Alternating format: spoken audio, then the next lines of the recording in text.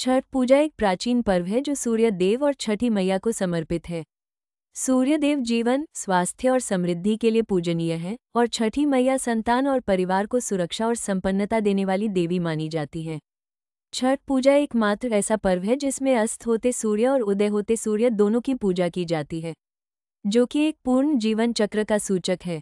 ये पर्व अन्य त्योहारों से अलग है क्योंकि इसमें न तो मूर्ति पूजा की जाती है और न ही पुजारी की आवश्यकता होती है।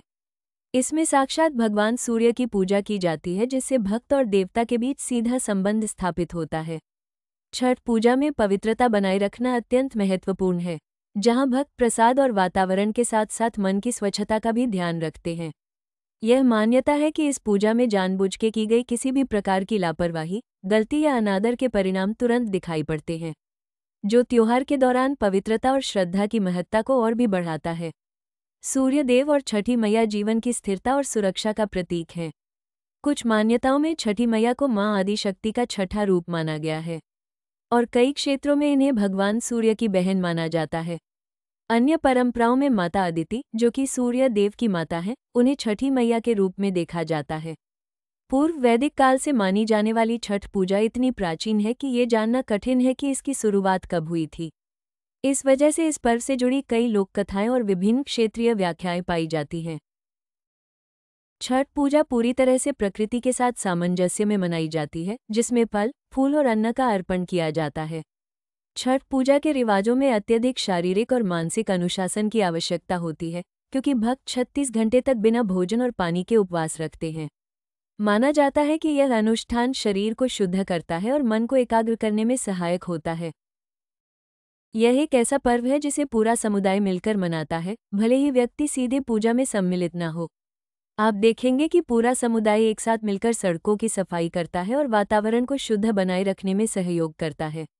ये पर्व न केवल व्यक्तिगत बल्कि सामूहिक आस्था और भक्ति का प्रतीक है, जहां लोग एक दूसरे की निस्वार्थ मदद करते हुए एक पवित्र और शुद्ध वातावरण का निर्माण करते हैं।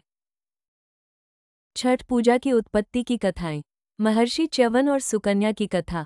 छठ पूजा की सबसे पुरानी और मनमोहक कथाओं में से एक, विशेष रूप से बिहार और उत्तर प्रदेश में प्रचलित, महर्षि च्यवन, उनकी पत्नी सुकन्या और अश्विनी कुमारों की कहानी है। इस कहानी के अनुसार महर्षि च्यवन गहन ध्यान में लीन थे, जब सुकन्या, राजा शर्याती की बेटी, गलती से उनका ध्यान भंग कर देती है। जंगल में घूमते हुए सुकन्या ने एक टीले में दो चमकती हुई चीजें देखी और उन्हें जुगनू समझकर उसमें छड़ी चुबा दिया। उसे बाद में पता चला कि ये जुगनू दरअसल ऋषि च्यवन की आंखें थीं, जो ध्यान में इतने स्थिर थे कि मिट्टी में ढक गए थे और पहचान में नहीं आ रहे थे। इस घटना से दुखी होकर राजा शर्याती ने सुकन्या का विवाह ऋषि च्यवन से करवा दिया। च्यवन के वृद्ध होने के बावजूद सुकन्या ने निष्ठा से उनकी सेवा का प्रण लिया। सुकन्या की भक्ति से प्रभावित होकर अश्विनी कुमार, जो सूर्यदेव के पुत्र और दिव्य चिकित्सक थे, वे महर्षि च्यवन का यौवन वापस लौटाने के लिए तैयार हुए। उन्होंने पवित्र तालाब में स्नान करने और सूर्य देव की पूजा करने का विधान बताया। इसके अतिरिक्त उन्होंने च्यवन की शक्ति और ऊर्जा को पुनः प्राप्त करने के लिए औषधीय जड़ी बूटियों से एक शक्तिशाली आयुर्वेदिक औषधि भी तैयार किया। उनके द्वारा बताए गए विधानों को पूरा करने के बाद महर्षि च्यवन ने अपना यौवन और ताकत वापस पा लिया। इस कहानी से प्रेरित होकर छठ पूजा का आरंभ हुआ, जिसमें सूर्य देव के जीवनदायिनी ऊर्जा का आभार प्रकट किया जाता है। अश्विनी कुमारों द्वारा बनाई गई जड़ी बूटियों की यह औषधि, जो बाद में महर्षि च्यवन के सम्मान में च्यवनप्राश के नाम से प्रसिद्ध हुई, ये आयुर्वेद में जीवनवर्धक औषधि के रूप में जानी जाती है और आज भी भारत में अत्यधिक उपयोगी है।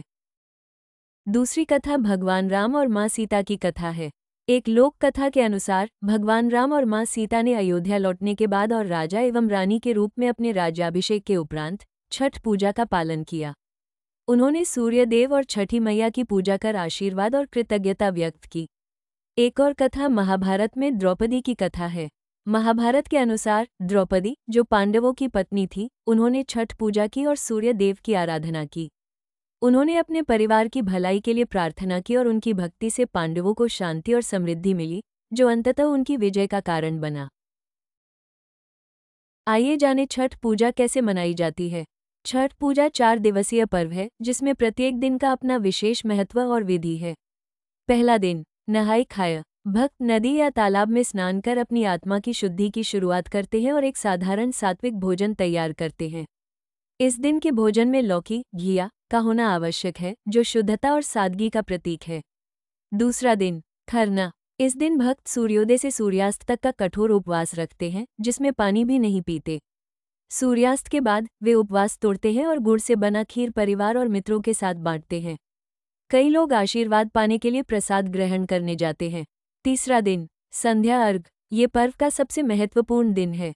शाम को भक्त नदी या तालाब के पास इकट्ठा होकर अर्घ्य देते हैं, जिसमें वे अस्त होते सूर्य को जल अर्पण करते हैं। आधे शरीर को पानी में डुबोकर वे सूर्य देव की पूजा करते हैं। गीत गाते हैं और दीप जलाते हैं, जो एक पवित्र वातावरण का निर्माण करता है। चौथा दिन, उषा अर्घ। अंतिम दिन भक्त सूर्योदय से पहले नदी किनारे पहुंचकर उगते सूर्य को अर्घ्य अर्पित करते हैं। इस अनुष्ठान के बाद वे अपना 36 घंटे का निर्जला व्रत तोड़ते हैं।